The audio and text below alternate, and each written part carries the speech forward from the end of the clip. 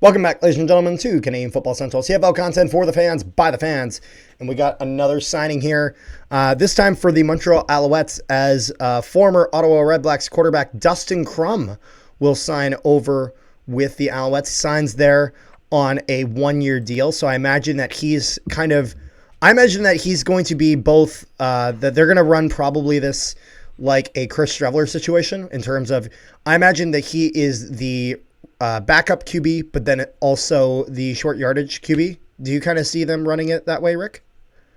If they have James Morgan as their backup quarterback, that team does not deserve to make playoffs. Yes, yeah, no, I do think that Crum is the move. As I actually thought that Crum looked very, very good last year. As in his first season in the league, 2023.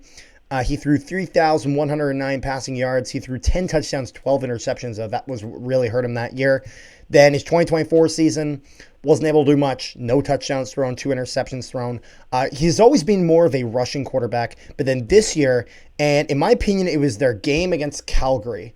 That was kind of when it really Crum started to take form. As it was a rainy day. Vernon Adams couldn't throw the ball for shit. Crum still could throw it a bit, but then he was really rushing that game. And this is when Calgary was on that hot streak near the start of the season. And Crum just looked fantastic there. And so it was one of those things he did so well to the point that there was a conversation, is Drew Brown the guy, or is maybe Dustin Crum that guy?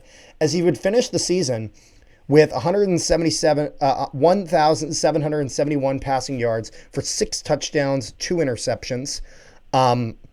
So for probably his best passing year, even though obviously he had like over 3,000 yards in his first year, that touchdown interception ratio really was not great. This past year, despite not having as many attempts, not having as many completions, again, just because he was more of a backup in terms of his role, I think he kind of maximized his time better. When he was playing, he was doing better. And then rushing wise, he got 11 rushing touchdowns this past year. And so this makes sense, as the Alouettes ran into some quarterback problems when Davis Alexander went down. Like Rick, do you remember the carousel of quarterbacks? Yeah, that they were going through. It was like the Buffalo Sabres with goaltenders. It was like they. So Alexander, you get a try. So Alexander went down. McLeod Bethel Thompson went down. Caleb Evans went down. Yes. So then it was. Then McLeod Bethel Thompson came back. He stunk up the joint. And then we played Montreal twice, one with half of McLeod Bethel Thompson, one half of James Morgan, and then one of just James Morgan. So, I mean... Yeah. I don't know what to say. But, however, things are going to change this year. I don't know if you've heard the news. So Jason Moss will not be doing the play calling this year. Oh yeah? It will be Anthony Cavill. Interesting. So we'll have to see kind of how that rolls out for the Alouettes. But in terms of Crum signing in Montreal, I think this was, out of all the guys that were available, there were guys that were also very good. Guys like a Jake Mayer were available and whatnot. I think this was the best one they could have gotten in terms of, I think he fits the mold of the Alouettes the best. In the sense of, I think a rushing quarterback is what they like. They needed somebody who could run short yardage. Dustin Crum, very good in short yardage.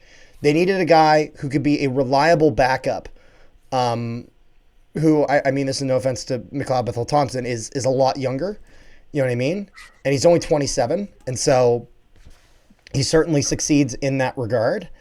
And so it's one of those things where, as well, the other thing that is an advantage of a rushing quarterback here is if Davis Alexander goes down, I have a lot of confidence in the Alouettes offensive line that Dustin Crum could do some really, really good things, even as a backup, not even just necessarily short yardage.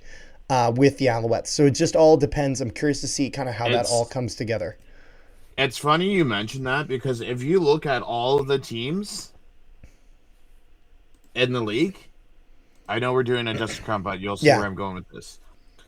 every team in the East has a decent backup, but not every team in the West has a decent backup.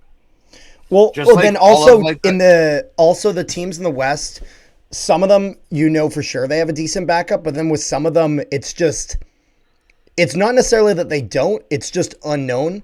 It's like we haven't seen enough of Bryce Perkins. We haven't seen enough of Jack Cohen. You know what I mean? Like, it's not even that. It's the fact that all of the offensive and defense players went west. All of the quarterbacks went east. Yes. So. But we shall see how things go. Fair enough. Is there anything else that you got there, Rick? All in all, I think No, this is a good signing for the Alouettes. I think this is exactly one of the guys that they needed to pick up, and it's a pickup that they make. So, one thing that I'm going to mention, that I'm just going to throw out there. If you have not seen it yet, I would definitely go and recommend. Carter did put out a video on the channel for those people down in the U.S.